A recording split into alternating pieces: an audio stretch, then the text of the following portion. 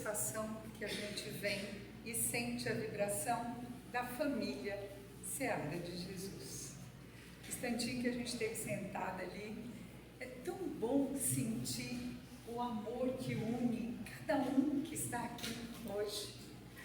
E estamos aqui por um propósito muito forte, muito grande, que é aquele que, enquanto a gente via aqui, né, os recadinhos, que enquanto víamos os slides passando, até emociona quando a gente vê Jesus colocado ali e Ele à nossa frente. E o tema da palestra de hoje é exatamente esse: eis-me aqui, vim porque me chamaste.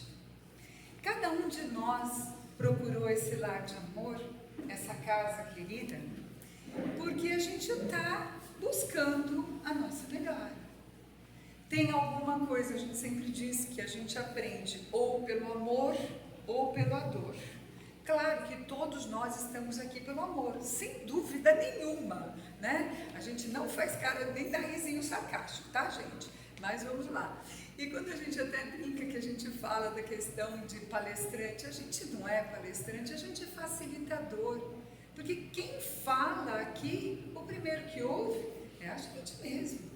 Então, cada palavra dita aqui, ela vai exatamente primeiro passar pela nossa emoção, pelo nosso coração, pela razão, para depois atingir o coração de cada um que está aqui sentado hoje nos ouvindo. E por que o eis-me aqui? Vim porque me chamaste. No capítulo 6 do nosso Evangelho, nós temos o Cristo Consolador. Então, nós professamos numa doutrina onde nós temos o tríplice aspecto. Nós temos o aspecto filosófico, científico e religioso. Por que tudo isso? Então, a nossa doutrina, ela tem a questão de ser consoladora, ela nos consola, mas também nos instrui. A gente vai ver lá no capítulo 6, que ele chega uma hora e fala que os espíritas, primeiro ensinamento, amai-vos. E a gente sente esse amor no ar, né? A hora que a gente adentra esse espaço, a gente percebe exatamente o amor no ar. Não tem como não sentir. E o segundo ensinamento, instruí-vos. E por que essa questão? A noite de hoje, a gente vai fazer uma retrospectiva histórica do nosso processo. Do porquê estarmos hoje aqui, no dia 27 de março de 2024, às 8 horas da noite, falando sobre Jesus. Falando que Jesus diria: eu estou aqui, por que você me chama? Né? Então até a gente tira um pouquinho a segunda pessoa, porque falar na segunda pessoa a gente não está mais acostumado. Então os errinhos de concordância vão acontecer. Então o que nós precisamos nesse momento? Agora.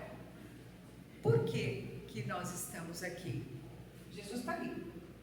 A passagem dele aqui no slide foi muito interessante, que eu estava de olho fechado, quando eu abri o olho, eu me emocionei as lágrimas verteram, porque foi muito forte a presença dele aqui.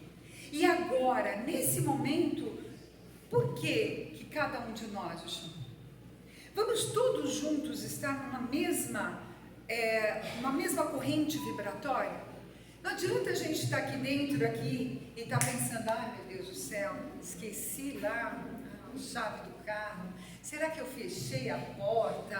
Ai meu Deus, tem que comprar a ração do cachorro. Não adianta isso, né? Porque nós estamos aqui de corpo presente, Jesus está na tua frente e você de repente não está conectado.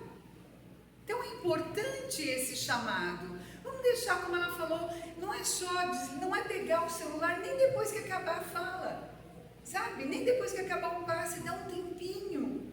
Vamos nos conectar.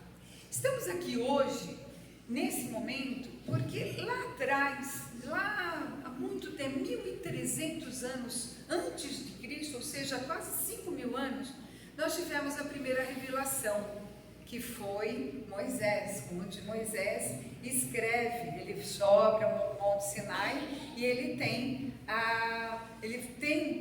vem as tábuas da lei, né? Os 10 mandamentos. Então, a lei divina de Moisés. Moisés é a primeira revelação onde ele fala para um povo que se diz o escolhido de Deus e onde você tem a questão do Deus único. Até então você tinha vários sincretismos, enfim, mas é o primeiro momento, a primeira revelação do Deus único. Moisés tem 2 momentos. Ele tem a revelação da lei divina e ele tem a imposição da lei dos homens, que era uma lei muito dura. Era o olho por olho, dente por dente, a lei de talião. Não tinha muita conversa. Por quê? Porque o povo estava recém saído da pré-história. Nós vivemos... Qual é o nosso endereço, gente? Planeta Terra, planeta de provas e expiações. Não somos mais um planeta primitivo. Já saímos dessa condição. Hoje, no planeta Terra, nós não encontramos mais a questão primitiva. Mas naquela época, há quase 5.000 anos atrás, o instinto é que predominava. Você não tinha o sentimento, você não tinha a emoção. Era a sobrevivência. Era a lei de você estar ali, você tinha que estar sobrevivendo no planeta. As intempéries do tempo e principalmente nenhum fundamento moral. Não tínhamos, nós estávamos afastados. Há 5 milhões de anos, há um espírito crístico puro, é determinado a ele a função de ordenar, de coordenar, de governar um planeta. Cristo tem essa missão e ele ajuda, claro que com uma pleiade, com um grupo, a coordenar esse nosso planeta, o planeta Terra. Então ele está junto de nós desde quando a gente nem pensou em estar aqui, muito antes. Nesse processo ele vem e aí vai acontecendo, o homem vai aumentando, a gente tem os exilados de outros planetas, ajudar o nosso crescimento intelectual. Quando um planeta está em processo de evolução, aqueles que não acompanham a moral desse planeta que está evoluindo e crescendo, eles são tirados para não comprometer aqueles que estão querendo subir. É o nosso caso, mas a gente vai falar isso lá no final. E aí, o que acontece? Jesus, depois de todo esse processo da vinda de Moisés, o povo ele se apequena para caber num corpo de carne e renasce entre nós. Jesus foi tão poderosa a vinda de Jesus à Terra que ele divide a história. Foi tão importante a sua vinda que não tem como negar. Mas será que Jesus existiu? Sim, existiu, um processo histórico, é um fato histórico, está determinado, né? Não tem prova? Tem prova sim, gente, já foi historiador, geólogo, todo mundo lá, e isso. Mas é pelos historiadores, e isso, ótimo, ele foi uma pessoa importante que dividiu a história. E aí você tem vários cientistas falando da importância de Jesus. O que cabe a nós? Jesus, ele chega e traz para a gente um segundo momento, um momento de viver com amor e caridade. O homem já tinha saído da sua existência como um primata, como um bichinho. Já estava na hora dele desenvolver o senso moral. E ele vem, esse espírito que foi delegado a esse espírito puro, que foi delegado a ele, a condição de criação do planeta, e depois essa parte de trazer uma nova revelação, uma nova forma de convivência, reencarna, usa esse corpo de carne, sendo ele o caminho, a verdade e a vida. Ele nasce numa estrebaria, né? E ele passa os seus 33 anos juntos de nós, obedecendo aos ditames da época. na sua juventude, ele vai ao templo, ele vai lá na sinagoga, porque os pais deles vão até, né, ali o Jerusalém, e aí ele some. Quando eles vão ver, ele estava dentro da sinagoga conversando com os doutores da lei. Gente, o povo daquele tempo deixou ele embora. Ele sai dali e continua vivendo a sua vida. Vai para a carpintaria do pai, vive a sua vida até os 30 anos. O que ele faz? Ele pega e vai juntar o seu grupo de apóstolos para exemplificar o Evangelho. Ele não deixa uma letra escrita. Ele não faz uma anotação em nenhum papel.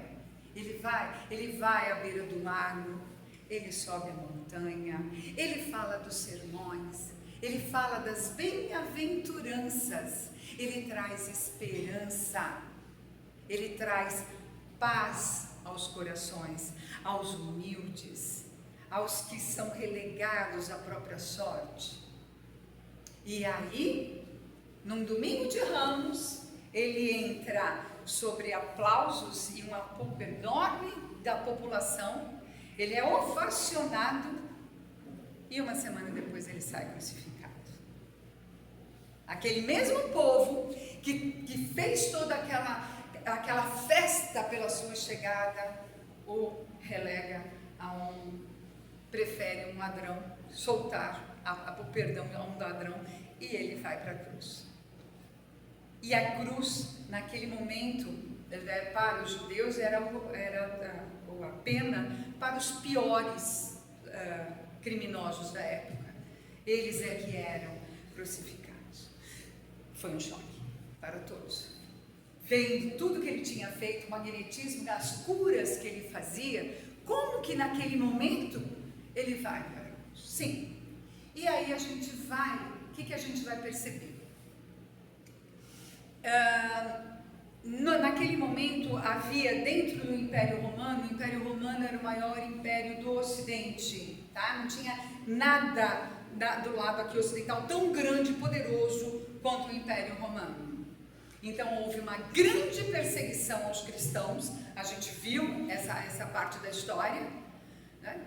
E aí os apóstolos, eles continuam a divulgar e a consolar, porque a mensagem de Jesus é amor, é paz, é tranquilidade, é união, é humildade. Quando diziam que o Messias viria, todo mundo achava que seria um grande rei. Imagina que um menino que nasceu numa manjedoura vai ser o rei. Não cabia na cabeça daquelas pessoas entender a simplicidade. E aí, todos os seus seguidores, e principalmente os apóstolos, são martirizados, com exceção de João, né? João é o único que tem a morte natural. E o que você vai percebendo? Que o cristianismo, Jesus não deixa nenhuma religião, ele não funda nenhuma religião. Tá? Não existe nem o nome cristianismo, né? Eram os seguidores daquela pessoa estranha, né? Daquele Cristo, daquela pessoa, era assim que se referiam, quando queriam, né, desmerecer. E o que ele faz? O que acontece depois desse processo? É tão forte a mensagem que vai se disseminando. Os primeiros cristãos, eles se encontravam nas catacumbas. Catacumbas eram os túmulos dos romanos, que eram inexpugnáveis. Então, a gente até... Como é que eles se reconheciam, né? Eles normalmente andavam com algum pauzinho, mesmo com o pé. Se eu passasse em algum lugar, achava que você era um cristão, eu pegava e fazia uma curvinha assim. E passava e ficava de olho. Se você passasse e fechasse aquela curvinha, formava um peixe. O peixe foi o primeiro símbolo dos cristãos. E assim eles se reconheciam. Então aí eles voltavam e podiam conversar. Por quê? Porque se eles falassem, está tendo hoje à noite nós vamos lá no Seara e nós vamos fazer uma palestra, vamos lá todo mundo? Pronto. Ia todo mundo para os circos romanos, certo? Muito bem. Aí passou todo esse tempo, o cristianismo vai se consolidando. 300 anos depois, ele é reconhecido, aí sim a religião católica, que já estava estabelecida, é reconhecida dentro desse Império Romano. Tá? Nós já tivemos duas revelações, tá?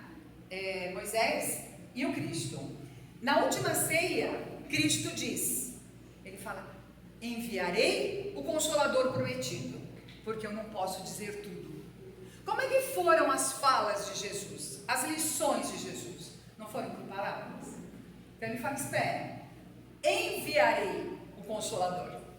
300 anos depois, a religião católica é reconhecida como uma religião, mais uma religião dentro do Império. 30 anos depois, 330 anos depois da vinda do Cristo, a religião católica era a religião oficial do Império Romano. Não era pouca coisa? Não era. Foi muito forte. E aí, junto com o Império, ela passa a dominar toda aquela massa de humanos, né?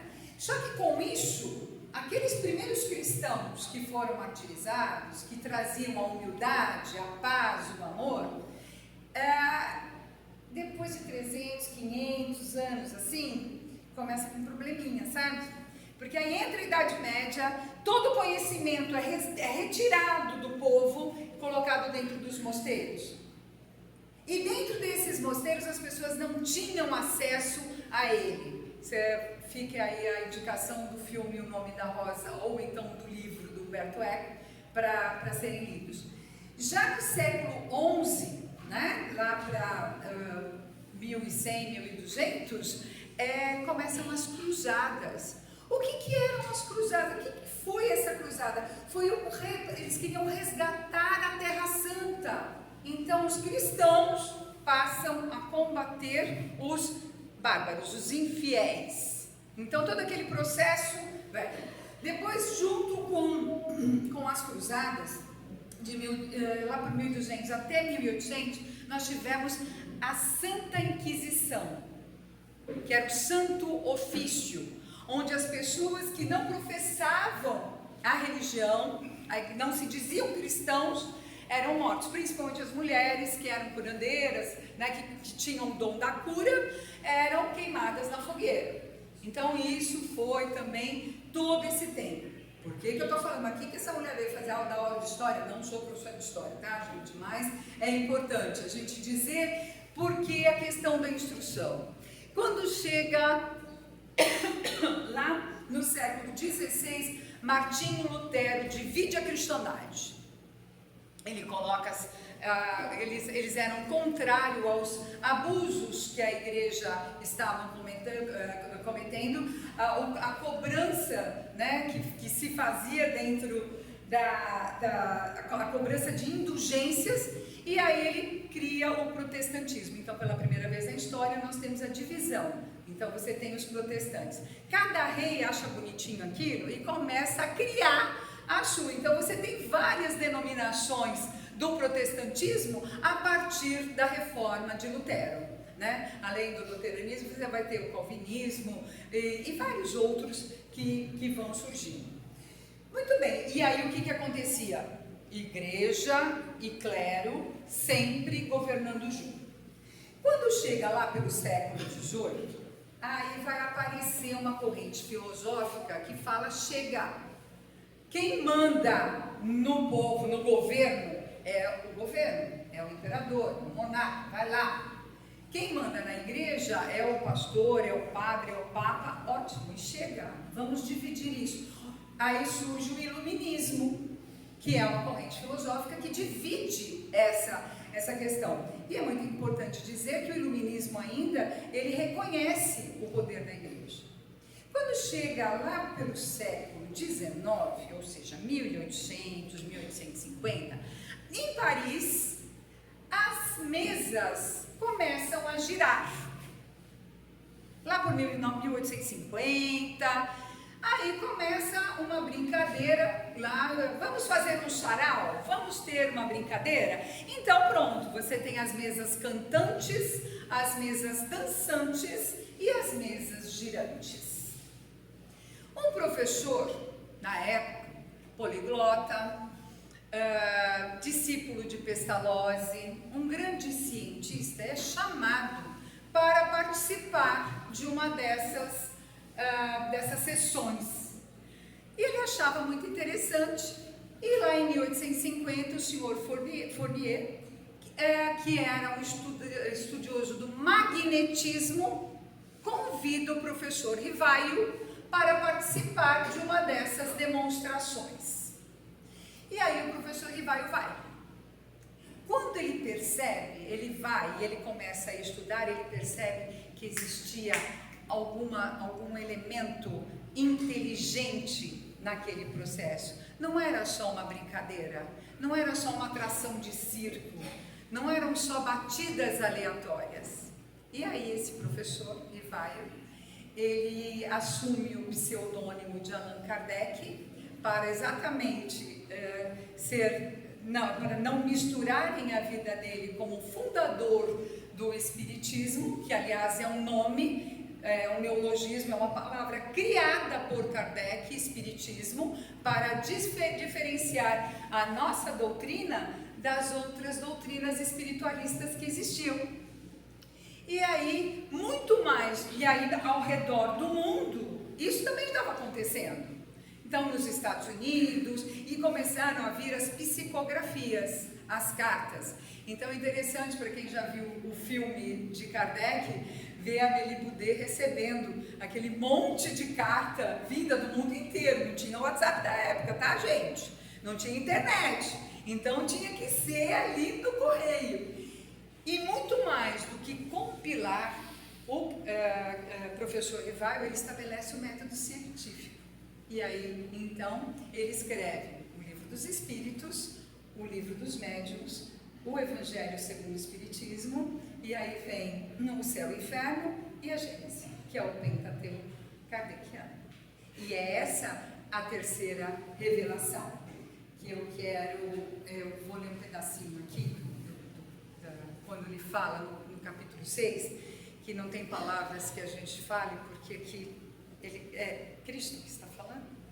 Jesus promete um outro Consolador, o Espírito da Verdade, que o mundo não conhece ainda, porque não está maduro para compreendê-lo, que o Pai enviará para ensinar todas as coisas e para fazer recordar aquilo que o Cristo disse. Nossa, Silvia, mas por que você deu tanta volta e falou todo esse processo histórico? Exatamente para mostrar para todo mundo, mesmo quem está preocupado lá com o que vai fazer depois daqui, que não cabia aparecer uma nova religião. Não cabia mais. Tinha que ser, o Espiritismo, ele surge por conta do fenômeno, para chamar a atenção, tinha que ser uma nova doutrina, com base científica, e como o Kardec disse, se a ciência contradisser qualquer uma das coisas que estão aqui escritas, fiquem com a ciência. Ou seja, o Espiritismo não está pronto, ainda nós estamos em mudança, não é isso? E ele diz, ele vem no tempo marcado com cumprir a promessa do Cristo. O Espírito da Verdade preside a sua instituição, chama os homens para observar a lei do Cristo. Ele disse, ouçam os que têm ouvidos para ouvir. E o Espiritismo vem abrir os olhos e ouvidos, porque fala sem figuras e sem alegorias. Ele ergue os véus dos mistérios. E a parte mais que eu acho assim muito importante a gente falar, né?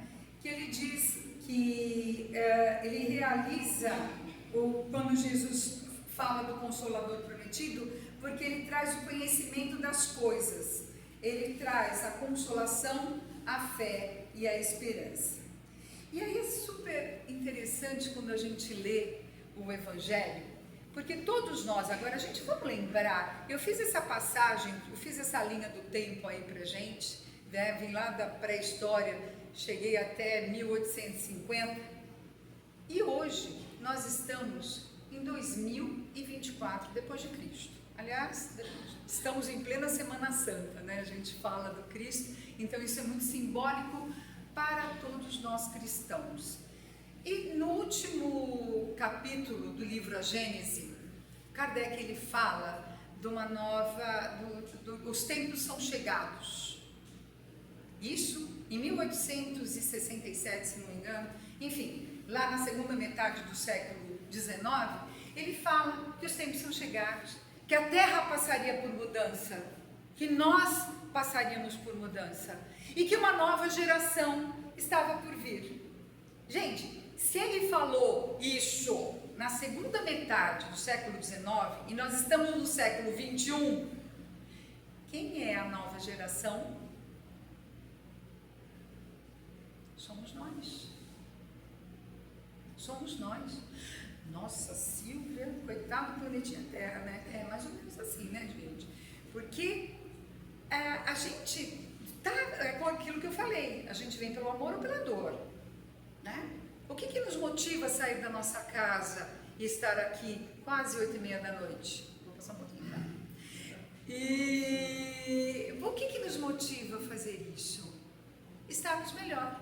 Hoje, nós somos a melhor versão de nós mesmos. Hoje eu saí daqui, a gente tem que botar a mão aqui uma na outra e falar, olha, foi bom, hein?